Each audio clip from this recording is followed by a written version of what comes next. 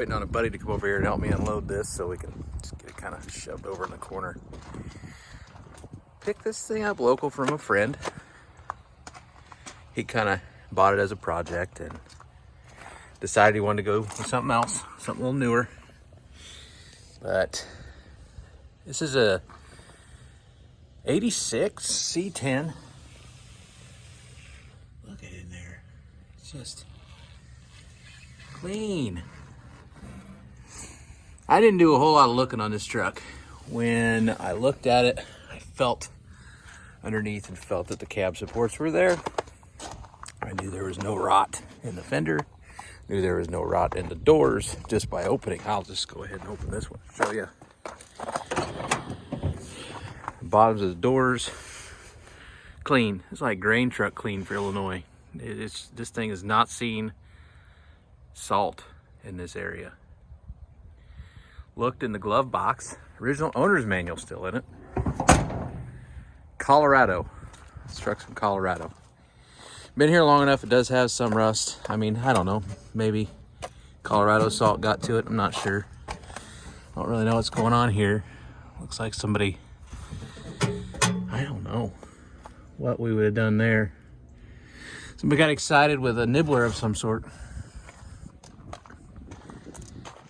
Story goes, I guess the kid that had this was gonna make a drag truck out of it. Had the stock 305 out, was gonna build it. And you can see, it's not in there anymore. The 700R is still sitting in there. Got a sweet aftermarket 90s grill in it.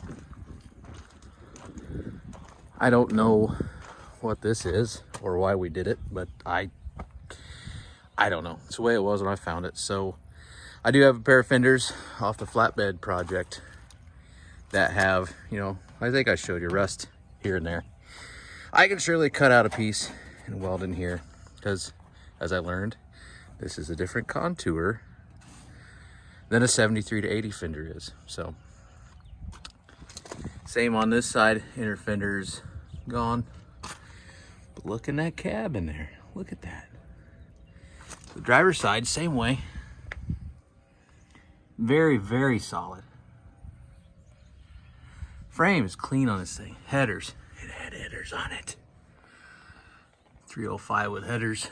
I'll bet they had the air cap flipped over too. That's good for what? 15 horse? Probably not. The cab is just, it's solid. Solid where it needs to be. They started sanding on it. I'm not sure why. Wish they'd have just left it alone, but a little funky spot on the door. The pins are shot on this door. But look underneath it here. It's solid. Floors are solid. Still got original carpet in it.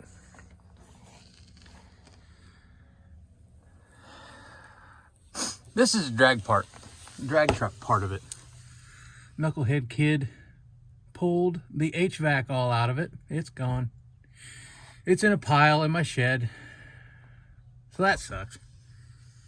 Looks like he started tugging on wires and removing things he didn't know what he was doing. But that's okay. I mean, you gotta learn somehow, right? That's the only way a guy gets to learning these things, is to just tear into it.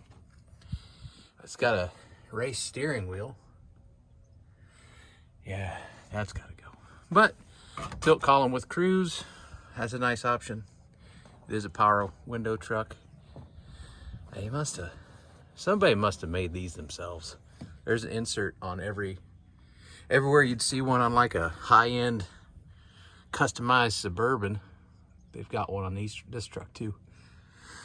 So who knows, that could have been a grandpa made it sort of thing.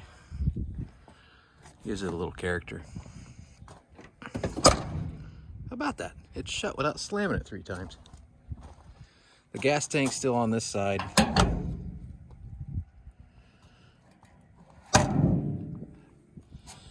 Again, I don't really know what we were doing here. I'm guessing it was just bubbling up, kind of like what we have here, and they just sanded at it. Overall, it's fairly solid. It's like the bed's been off of it at some point though, because this was bent down the other side too. So give her a, how about that? Straighten her right out. The bed's junk. I mean, even for Illinois standards, this is good enough for a wood truck. Other than that, it's junk. I don't think this is fixable. At least not for my talent level. There's a dent here. Tailgate's nice, but yeah. Have no clue what we're gonna do with this thing. It may end up a short bed, it may end up in another person's garage, but it's too nice to not scarf it up. Give me some suggestions. Put something down below of what you think I should do with this.